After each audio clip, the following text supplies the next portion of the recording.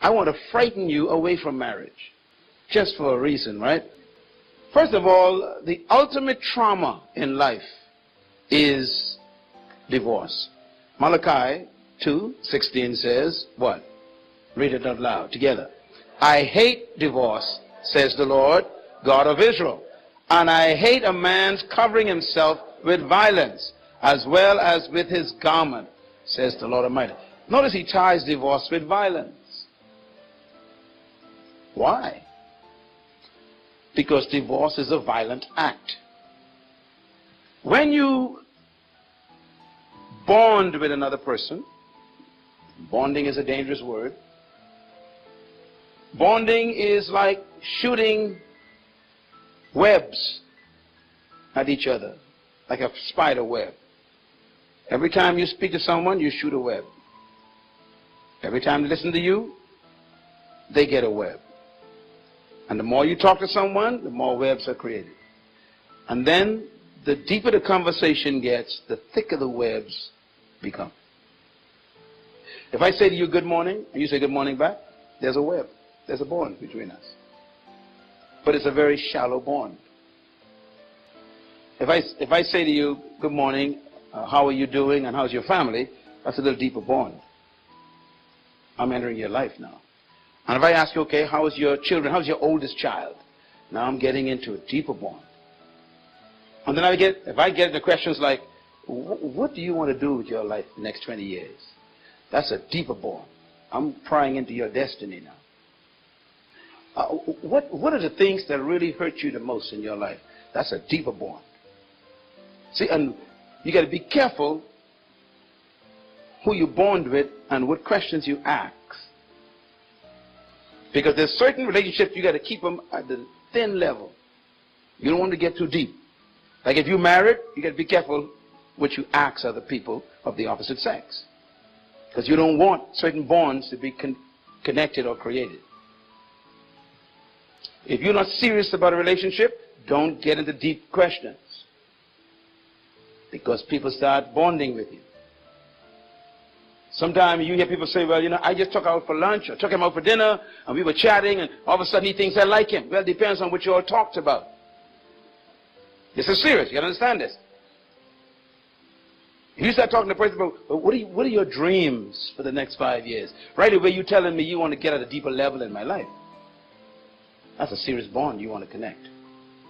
I mean, you are nosy now. You push it. You're getting down into some thick webs. And once those webs get thick, and that's why marriage is so dangerous, because marriage is not just bonding mentally and socially and psychologically and emotionally, but you get now into physical bonding, which is sex. And that's a deep bond, because now I gave you myself. And divorce is trying to break that bond, all those bonds. And you can never break a bond. If you are bonded at that level, and sometimes it's not even marriage. You might be going along with someone for 5 years. You all been, close to each other, and you've been courting or whatever you call it for 5 years. There's some thick bonds in there. You isolated yourself from other people to bond with this person.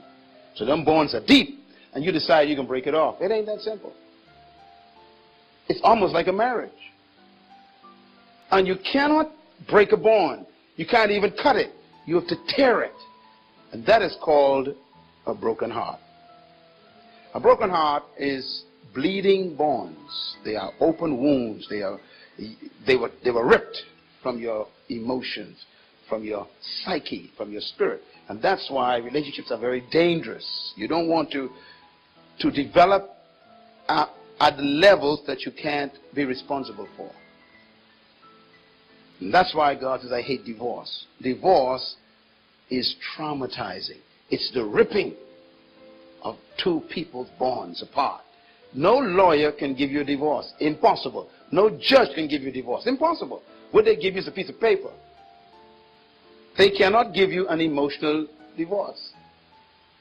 That's why when you leave the classroom, all hell breaks. I mean, when you leave the courtroom, rather, all hell breaks loose after that for months. Because it ain't as simple as you thought. And if kids are involved, the bonds are twice as thick. So he's saying before you even get into marriage, think about this. Can I handle the ripping? Can I handle wounds that last for 10 years? I'm still licking them. And then every time I see this person in the food store, some blood comes out again. And I see them in the school picking up the kids, the blood. You know, do you want that trauma? Or would you rather just be happy until you find the right person that you ain't never going to get divorced from?